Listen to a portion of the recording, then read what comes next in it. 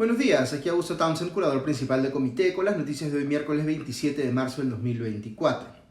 Dos anuncios antes de comenzar. Uno es que por los feriados de Semana Santa no habrá podcast mañana jueves y pasado mañana viernes, salvo que haya alguna noticia muy relevante que requiera explicaciones de inmediato.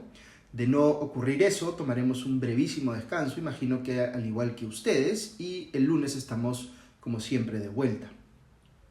Y lo segundo es la noticia positiva. Ayer la selección peruana de fútbol venció a República Dominicana por 4-1. Algunas personas están destacando que Paolo Guerrero se reencontró con el gol, pues anotó el cuarto de penal. El rival no exigió mucho a la escuadra peruana, salvo por un zapatazo de fuera del área que se convirtió en gol de ellos.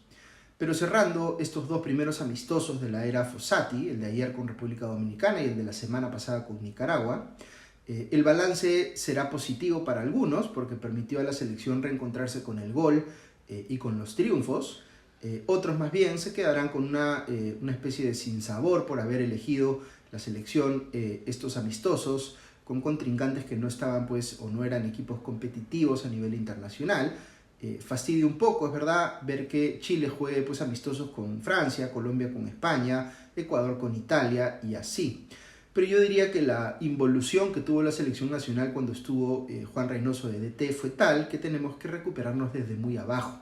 Ojalá siga cobrando fuerza el equipo y que sobre todo responda bien en lo defensivo cuando le toque enfrentar a rivales que atacan mucho más. Ok, vamos con las noticias del frente político. Lo más relevante esta mañana es que 6 congresistas que hoy enfrentan investigaciones fiscales, me refiero a Patricia Chirinos, Edgar Tello, Luis Aragón, Luis Cordero Jontay, Illich López y José Gerí, que como se puede apreciar vienen de partidos políticos diferentes, se han juntado nuevamente para presentar una denuncia constitucional ante la Subcomisión de Acusaciones Constitucionales, esta vez contra el actual fiscal de la Nación interino, Juan Carlos Villena. Están pidiendo que Villena sea inhabilitado por 10 años de ejercer cargos públicos.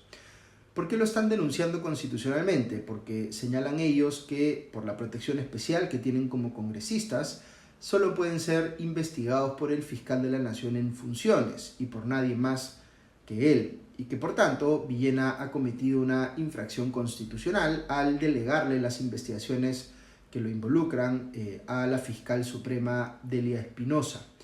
No solo eso, alegan que Villena ha cometido los delitos de abuso de autoridad, prevaricato, patrocinio ilegal, amenaza contra autoridades elegidas y omisión de funciones, es decir, han metido de todo en la lista.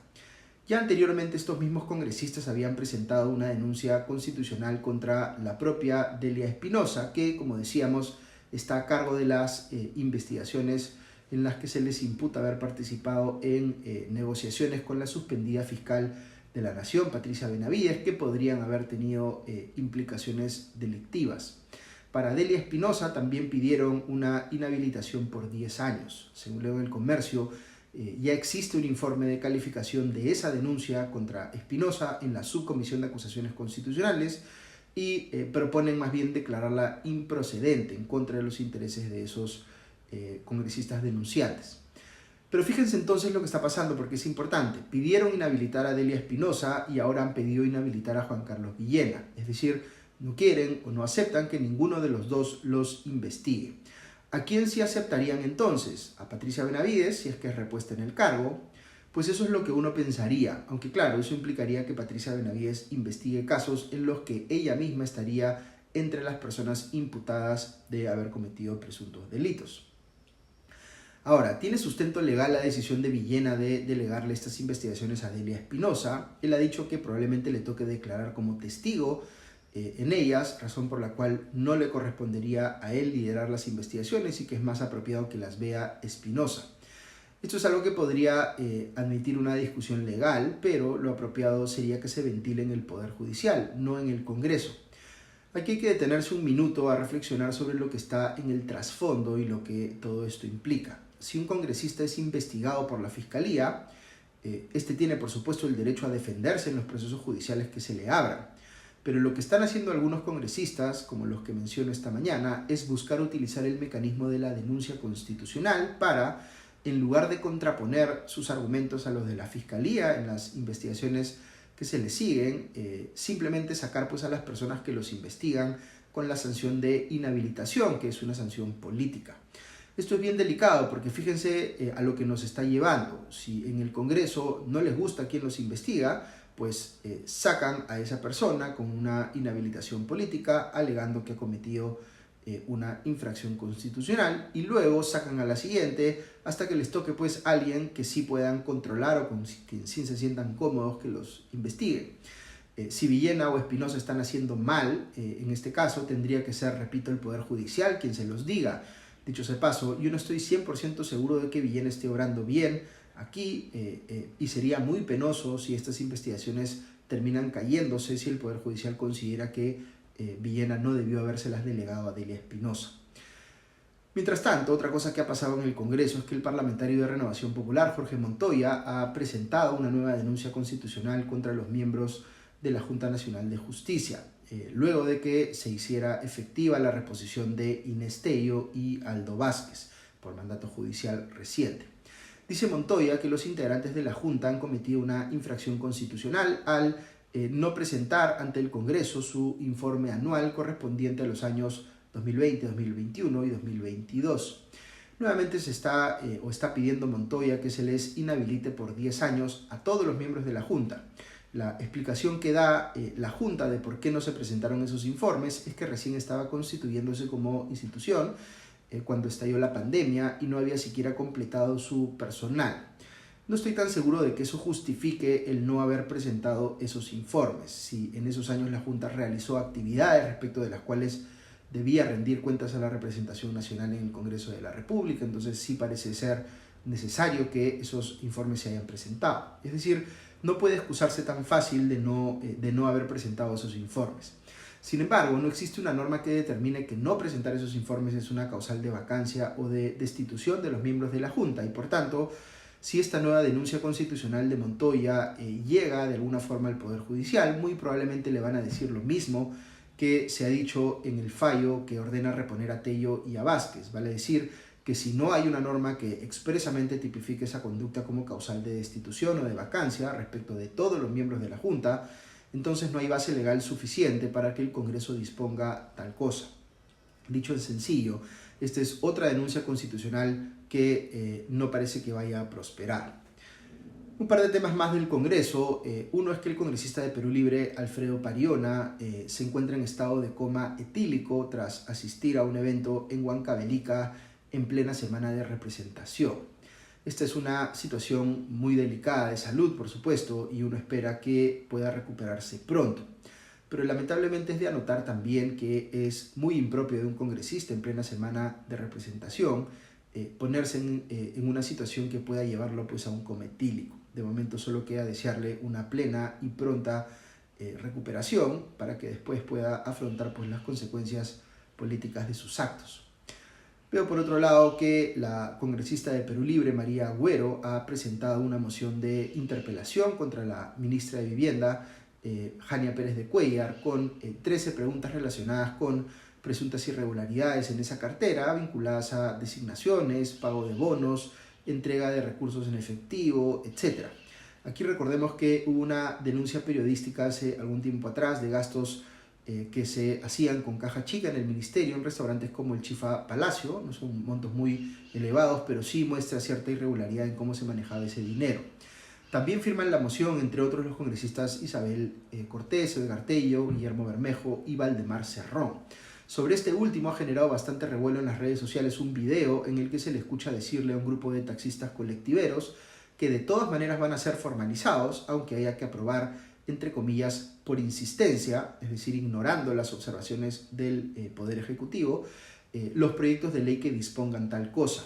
Aquí lo que se aprecia es cómo Cerrón y otros congresistas de su partido defienden sin ningún empacho la agenda de los taxistas colectiveros, que se oponen pues a que haya una reforma de verdad del transporte urbano.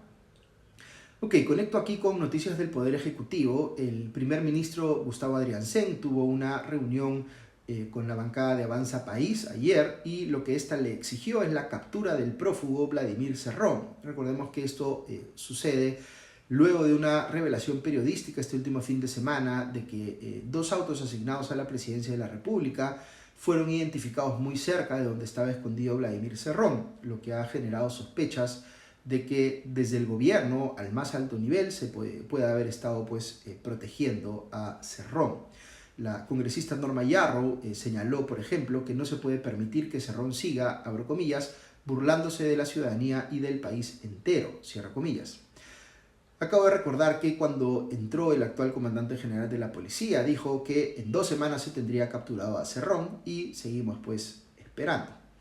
Adrián Sen también se juntó con las bancadas del bloque magisterial, de Alianza para el Progreso y de Somos Perú. Como ya les había dicho, la bancada de Cambio Democrático había adelantado que votará en contra del voto de confianza al nuevo gabinete, pero fuera de eso es poco probable que no se lo den. La posición de este último partido, dicho de paso, es la de que Dina Boluarte debe dejar la presidencia y se deben adelantar elecciones.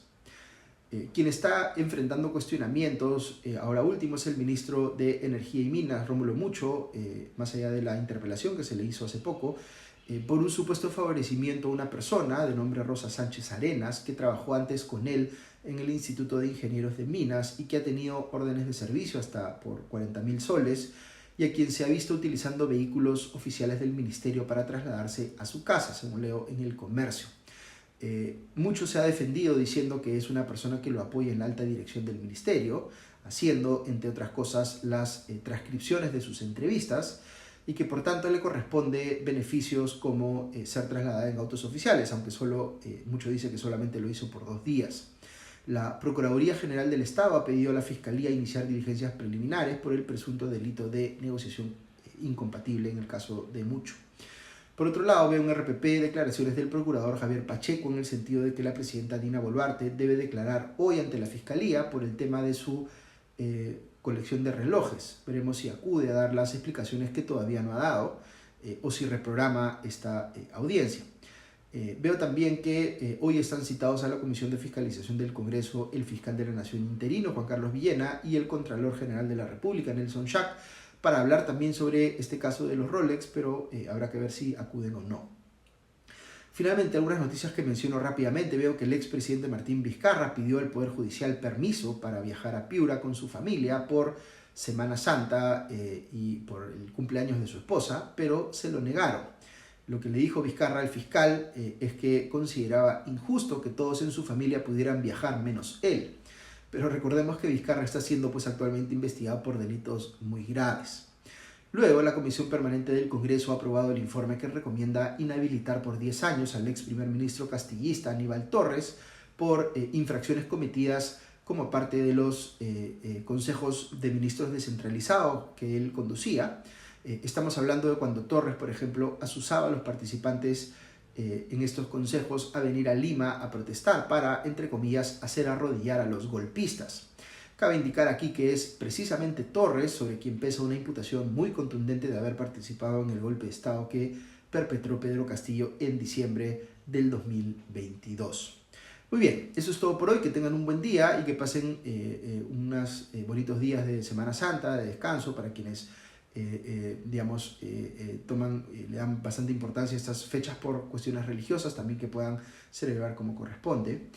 Y nada, ya nos reencontramos el lunes. Que estén bien. Adiós.